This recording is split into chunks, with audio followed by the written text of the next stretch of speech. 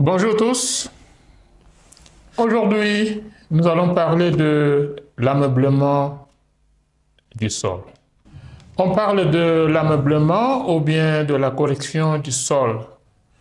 Lorsqu'on fait l'ameublement, il y a de différentes méthodes, mais ici, nous allons parler des méthodes les plus simples. Dans ce cas, nous avons vu qu'il y a 5 cas d'ameublement. C'est le cas d'un pH qui est inférieur à 6. Le deuxième, c'est un cas de pH qui est supérieur à 6,5. Le troisième, c'est le cas d'un pourcentage très bas d'azote dans la composition du sol. Et nous avons le cas d'un phosphore, d'un pourcentage de phosphore bas. Et le cinquième cas, c'est le cas du potassium qui est bas dans le sol. Donc, nous avons 5 cas. Au premier cas, lorsque nous avons un pH qui est inférieur à 6, ça veut dire que le sol est acidique. Donc, lorsque nous voyons un sol acidique, ça veut dire qu'il y a également une carence en calcium. La première chose que nous allons faire, c'est d'y ajouter la chaux.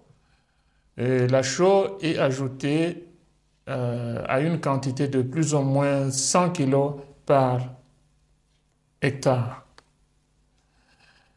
Et cette quantité est ajoutée pendant la saison sèche, c'est-à-dire au début de la saison sèche, lorsque le sol est déjà travaillé et il est en jachère pour attendre la sémence. Alors on va disperser la chaux sur la surface et l'enfouir dans le sol. Et cela, ce sera au mois de mai et ça va rester dans le sol juin, juillet et au mois d'août, on peut planter. Dans le deuxième cas, c'est quand le pH est supérieur à 6,5. Je sais qu'il y a des plantes qui acceptent un pH de 7. Ce sont des plantes spéciales. Nous y reviendrons lorsque nous allons parler de la rotation des cultures. Nous voyons qu'il y a déjà une carence. La solution dans l'ameublement, dans ce cas, c'est l'ajout du soufre. Et ce soufre est ajouté en raison de environ 30 kg à 50 kg par hectare. Lorsque le taux d'azote est bas, donc il est recommandé d'ajouter le compost ou bien le compost, ce sont des matières en décomposition des feuilles, des arbres.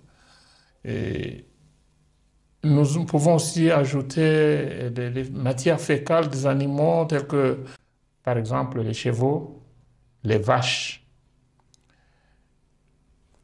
la chèvre, le mouton, les poules, ça peut bien aller.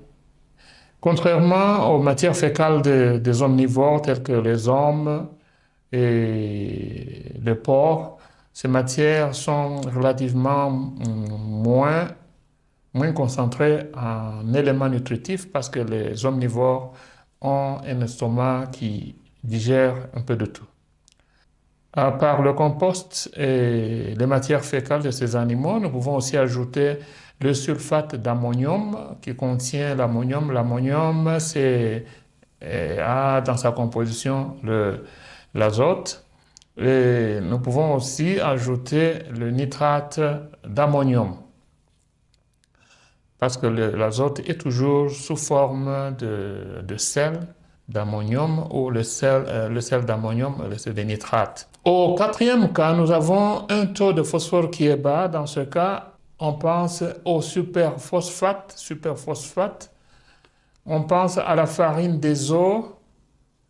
On pense aux roches phosphates naturelles. On pense aussi au compost parce que le phosphore peut être mieux administré au sol en le mélangeant avec le compost.